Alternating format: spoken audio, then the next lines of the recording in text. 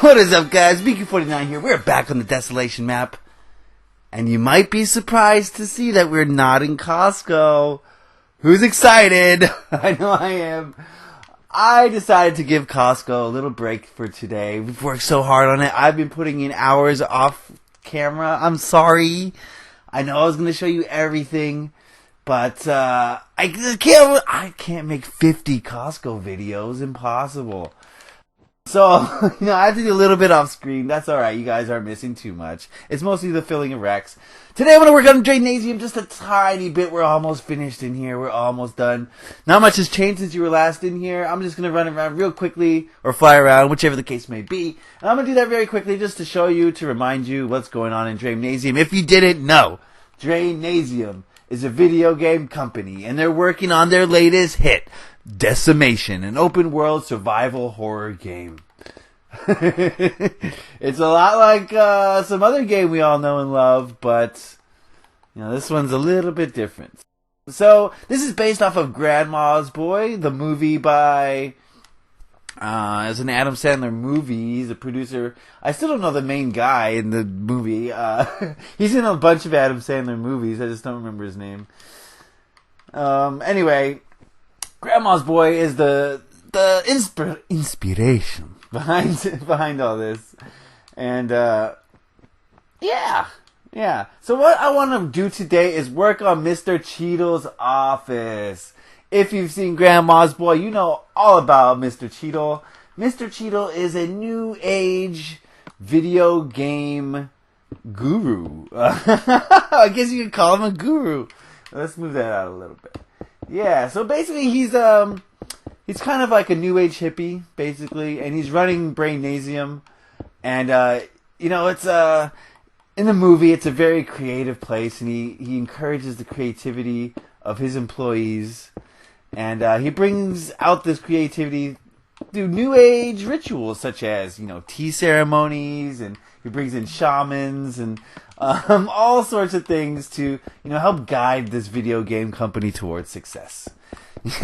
So I'm going to use Mr. Cheedle's video game formula, and I'm going to see if I can't make me a Mr. Cheedle's office. There we go. So I'm not going to copy directly off what Mr. Cheedle had in the movie because who wants to be a copycat, right? You want to do your own thing. Make it your own. But I will use the idea of a new age kind of... I hate to use the word hippie because the hippie is such a derogatory term. To me, in my opinion, guys, hippies, the people you call hippies, are people who are practicing ideas that we've been bred to forget. The idea that love is free, and you don't need to receive love in order to give love. I think that's one of the most basic principles of being a hippie. I'm using air quotes, a hippie, and it's something all humans could learn from, because as humans we're just so preoccupied with ourselves. Like, what am I gonna get out of this? And it's such a horrible thing. It makes humanity retarded. I don't mean like stupid retarded. I just mean retarded in the sense of what the word actually means. Backwards, we've gone backwards a little bit. We've retarded our development. So I hate to use the word hippie because so many people say like dirty hippie. And I hate that because I feel like I am a hippie myself. I'm not a practicing hippie. I don't live on a commune. I do wear shoes very seldom. If I'm in a situation where I don't have to wear shoes, those shoes are coming right off. F a shoe. You know what I'm talking about? Shoes are for suckers. Yeah, I don't like shoes. I don't understand the fascination with shoes. People go to Foot Locker and they buy these shoes for like $200 and they're so happy. Like, what kind of... I don't want to insult anybody. Who cares? I don't care. If you collect shoes and you're enamored with shoes, what's wrong with you? They're clothing for your feet, nothing more. People they murder, and they kill for shoes. And to me, that's pretty much the most ignorant thing I could ever think of. hurting a person because of their shoes. Oh man, or for their shoes. You know what I mean? You know, like in a club or so. Hey, you stepping on my kicks, Holmes? You know what I'm saying? You step on my kicks? God, it's so stupid. So stupid. How did I get on a shoe tangent? I don't even know. I think we were talking about hippies. So this is the table that Mr. Cheedle meditates on. I don't know. In the movie, it was weird. He has this big table that he uses instead of a couch. No carpet for that. I don't know, guys. It's strange. It's a strange movie. I can't deny that. I'm going to change the color, though. It's a strange movie. I can't deny that. Mr. Cheedle is a strange fella. What else does he do? He has tea rituals. He has a lot of spirit, like vision quests. He goes on vision quests. There's a lot of meditation. I think at one point in the movie he does yoga on this table, which is kind of the opposite of what yoga... Yoga, guys, the intention of yoga is the connection of your physical body to the earth.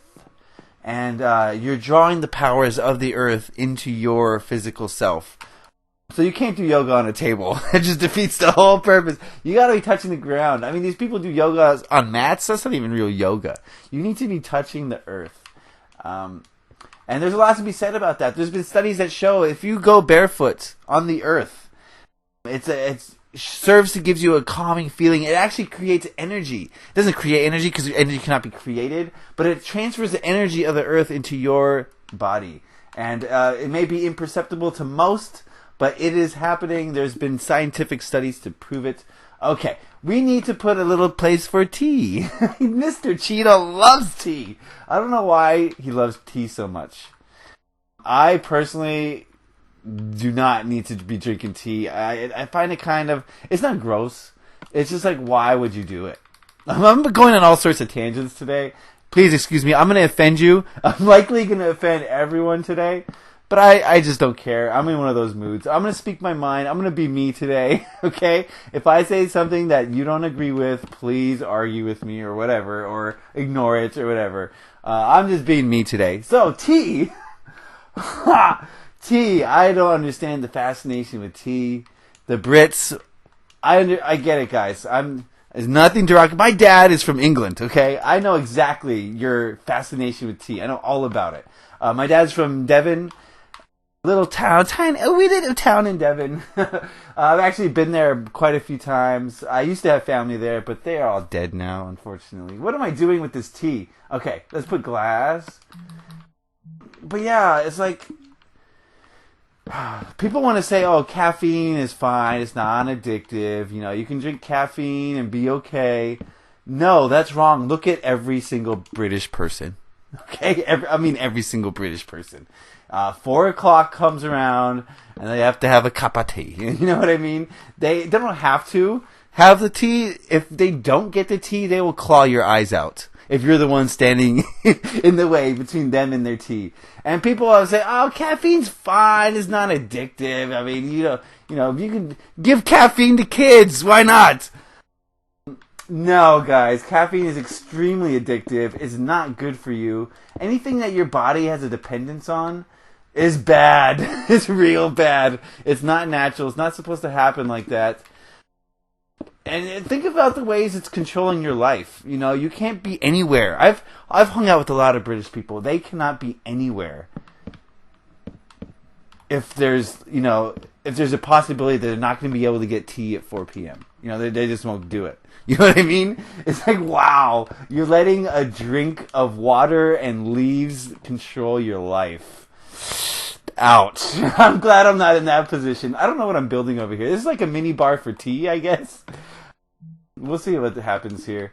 But yeah, ouch, guys, ouch. Why are you doing this to yourself? You don't need it. You don't need it. In fact, it's harming you. You know, look at people who are addicted to coffee. If they don't have their coffee, they get severe migraines. You know, that sort of thing is not good. I'm just going to say that it's not good. Okay? So guys, please, if you're going to be addicted to something, make it something productive. Be addicted to helping people. You know what I mean? Be addicted to giving to charity. Be addicted to exercise. Be addicted to healthy food. You know, be addicted to something that's good. It's good for you and is good for society in general. You know what I mean? Speaking of... Oh, man, I'm about to go on so many tangents. This is the Upset Everybody episode today.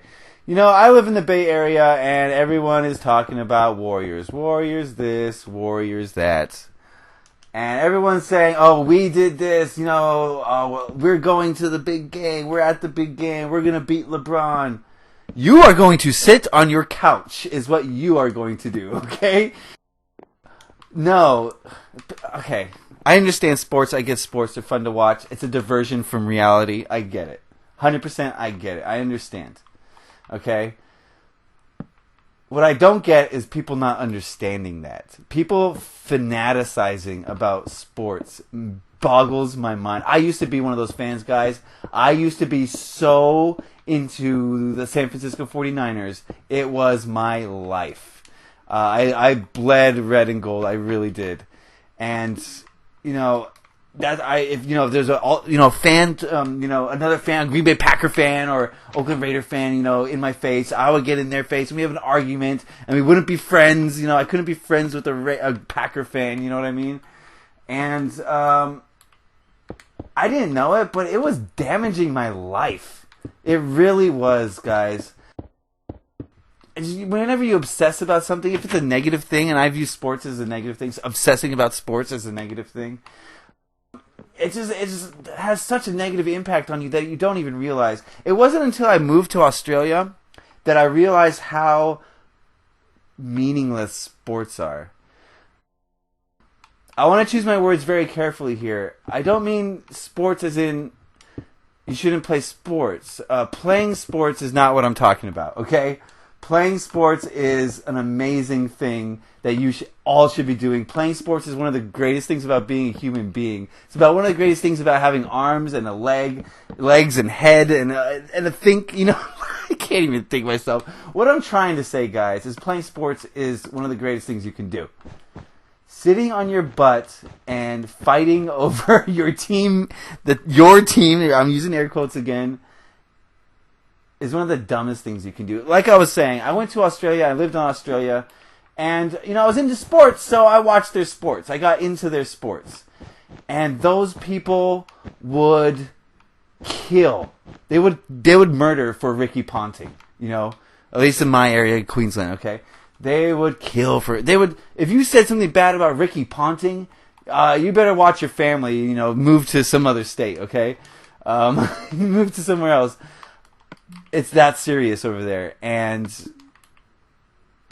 I watch Ricky Ponting play. I watch all the main Australian sports stars play sports.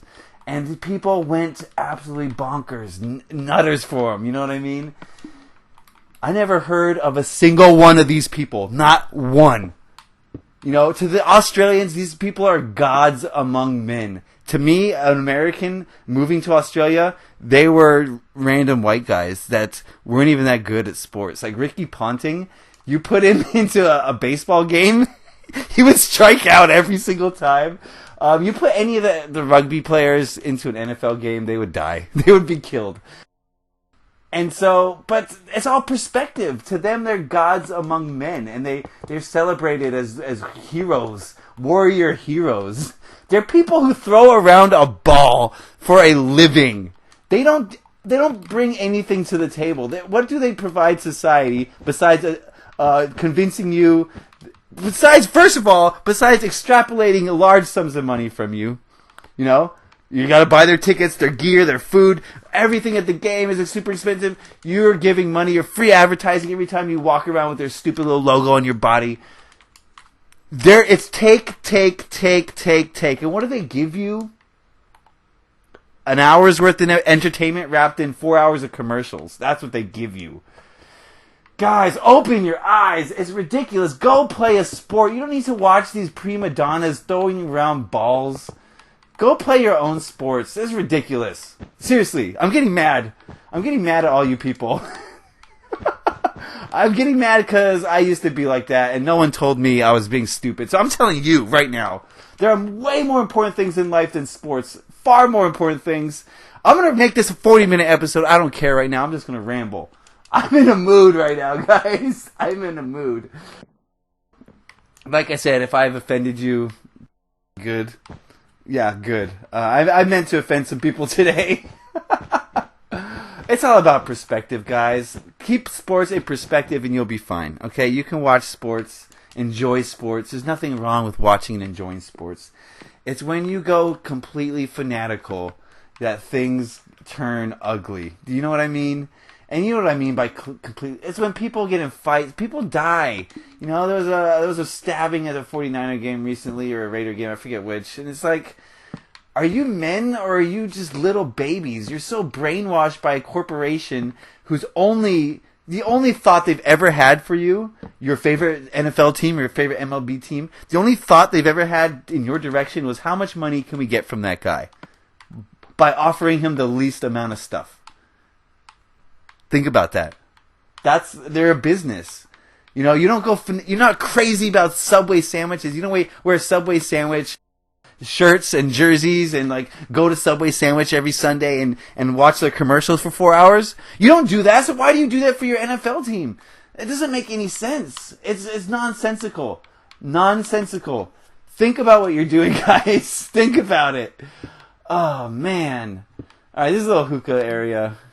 I know I'm going slow in here. I am ranting and a raving. I'm ranting and a raving. So the building kind of takes a back seat.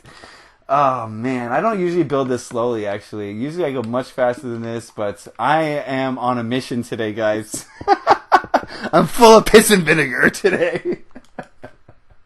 Oh, my goodness. I don't know why either. I just woke up in a mood. So here I am. Oh, man. Okay, we're almost done in here. We're almost done. Let me just, maybe